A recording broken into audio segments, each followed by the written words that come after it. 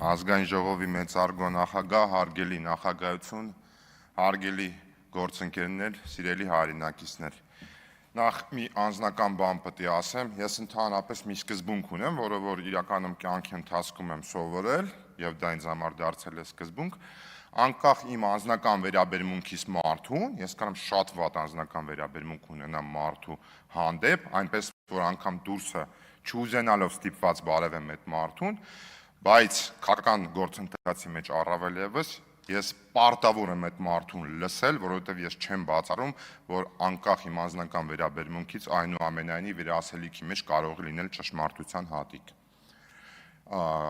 Նախ եւ առաջ ուզում եմ ձեզ շնորհակալություն հայտնել այս քննարկման համար։ Ես համարում եմ, որ դուք բավականին բովանդակային հարցադրումներ եք արել եւ այդ թվում շատ ուրախ եմ, որ դուք ակնկալում եք ինձանից ավելի խորքային խնդիրների վերաբերյալ խոսակցություն, բայց կարծում եմ բոլորիդ համար է հասկանալի է, որ ժանրը չի նախատեսում դա, զուտ նաև տեխնիկական առումով խորքային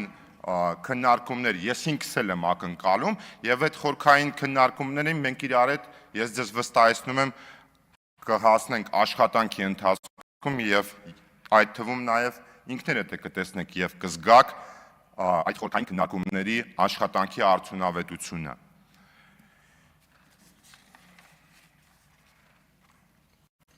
Ուզում եմ ամեն դեպքում մի քանի բանի անդրադառնալ, որը որ գործընկերների կողմից ընդդիմադիր հնչել է, նախ ուզում եմ ասեմ, որ ես կողմնակից չեմ այնուամենայնիվ այն խոսակցությանը, որ ձեր ցանկացած բարձրացած հարցին ես ու հիմնականում ես դրանից զերծ եմ մնալու ապագայում, որ ես ձեզ ասեմ այլ ձեր ժամանակ, որովհետև կարծում եմ եւ նաեւ հավաստիացնում եմ ձեզ, որ իմ աշխատելավոճի տեսանկյունից բոլորովին այլ է ելնելու։ Ես ձեզ հավաստիացնում եմ, որ ես թույլ չեմ տալու, որ ազգային ժողովի ամբիոնից, ազգային ժողովի մասնավորապես ընդդիմադիր падգամավորները գան, մատնանշեն խնդիր եւ այդքանով համարեն իրենց առաքելությունը ավարտված, որ ես ճիշտ տեղը խնդիրը մատնանշեցի, իմ առաքելությունը ավարտված է, ոչ, առաքելությունը դրանով չի ավարտվում։ Իրար հետ ճիշտ մատնանշման պարագայում հետևողական աշխատելու ենք այդ խնդիրների լուծմանը եւ այդ թվում դուք պարտավոր եք լինելու, եթե մենք չտիրապետենք այդ խնդիրների լուծմանը, բերել այդ խնդիրների լուծումները եւ իրար հետ գնալու ենք այդ խնդիրների լուծմանը։ Ինչու համար։ Դուք դրանով չեք օգնելու քաղաքացիական պայմանագրին։ Նախ եւ առաջ դուք դրանով օգնելու եք Հայաստանի Հանրապետության քաղաքացիներին եւ իհարկե դուք դրանից նաեւ քաղաքական առումով նպաստելու եք ձեր առաջխաղացմանը, որովհետեւ դա պարզ հաշվարկ է եւ դա այո ձեզ բերելու է քաղաքական դիվիդենդներ եւ բարձրաձայնելու է ձեր քաղաքական ռեյտինգը։ Այդ դեպքում հակառակ պարագայում չի բարձրացնելու, միայն իջեցնելու է։ Ուզում եմ անդրադառնալ պարոն Խաչատրյանի կողմից հնչեցված սուների մասով հարցադրմանը, որովհետեւ այս մի բան էլ ենք իրար հետ անելու, ինչպես որ ասել եմ, այս քննարկումների ընթացքում մենք գալու ենք հասնենք նրան, որ այս ամբիոնից հնարավորինս ստույգ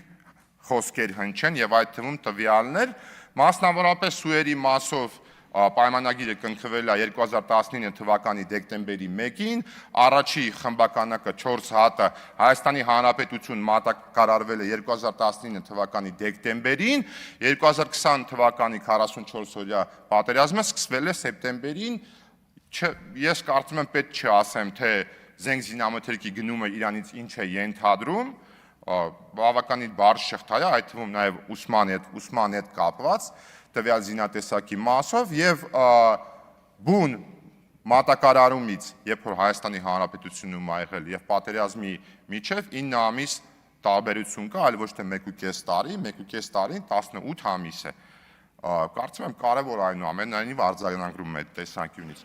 Պարոն Վարդանով, ես ակնկալում եմ նաև եւ կարծում եմ չեմ սխալվում, որ դուք ապագայում լինելու եք այս հանձնաժողովում, նաև ակնկալում եմ, որ դուք առաջադրվելու եք որպես այդ հանձնաժողովի տեղակալ, բայց ես երկու նկատառում ունեմ։ Նկատառումը առաջին կապված համապարփակ հետ։ Ես խնդրում եմ, դուք ձեր ելույթում ասեցիք հասարակության կողմից ընդունված համապարփակ պաշտպանության եւ անվտանգության հայեցակարգը ճիշտը ասելն է ոչ թե հասարակության կողմից ընդունված, այլ հասարակության կողմից առաջարկված, կառավարության կողմից փոխըմբռնումով ցուցաբերված այդ թեման քննարկվել է եւ իրար այդ համատեղ աշխատանքով գնացել ենք եւ հասել ենք որոշումների, որոնք որ իհարկե մնացած խնդիրների հետ որոշակի առումով համաձայն եմ, ելի եմ ասում, ձեզ հետ էլ միասին առաջիկայում աշխատելու ենք եւ շատ եմ ողջունում ձեր ելույթի մեջ հնչած մի կարեւոր բան, իմ համար այդ բառը առանցքային է եւ կարելի է ասել աշխատանքի առումով սկզբունք է, այդ թվում նաեւ նախորդ շրջանում մի փորձարարությունից ելնելով շատ կարեւոր է աշխատանքի մեջ լինել հետեւողական։ Եվ երբ որ դու մի անգամ ինչ-որ մի խնդրով զբաղվում ես եւ այդ խնդրի լուծմանը չես հասնում, դա չի նշանակում, որ դու չպետք է շարունակես այդ խնդրի լուծումով զբաղվես, դու պետք է հետեւողական գնաս եւ զբաղվես այդ խնդրի լուծումով։ Ուզում եմ անդրադառնամ նաեւ ռազմական բյուջեի մասով,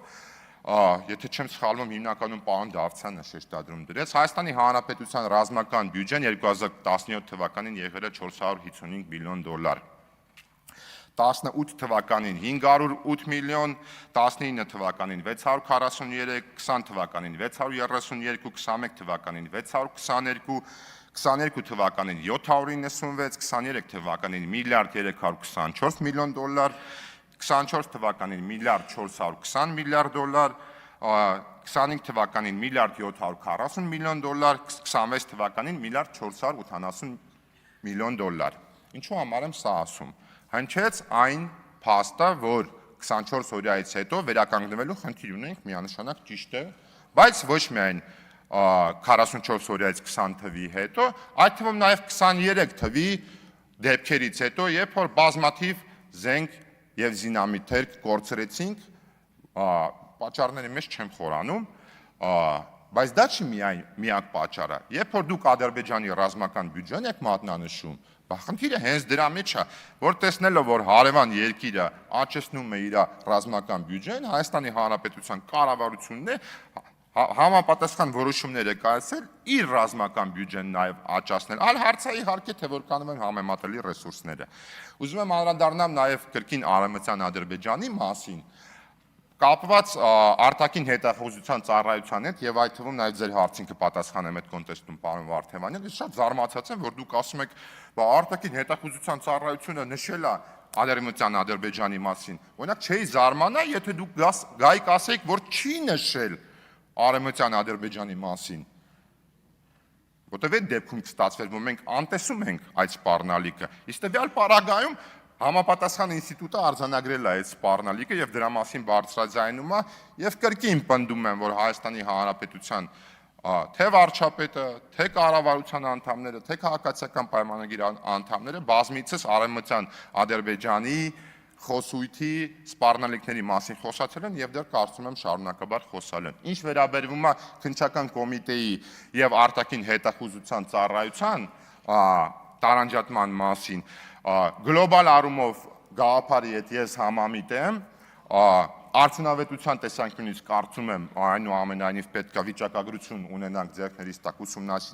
ուսումնասիրենք այդ խնդիրը, բայց արտաքին հետախուզության մասով դες կարող եմ ասել, որ օրինակ ինձ համար բավականին խնդրահարույց է եւ հարց է, թե ինչու համար է, եթե մենք արտաքին հետախուզության ծառայությունը առանձնացնել ենք, այնուամենայնիվ ազգային անվտանգության ծառայության ներքո կա նմանատիպ վարչություն։ Եվ ինչու համար է դա պետք, մի քիչ լավ չեմ հասկանում, այդ թեման կուսումնասիրեմ առաջիկայում։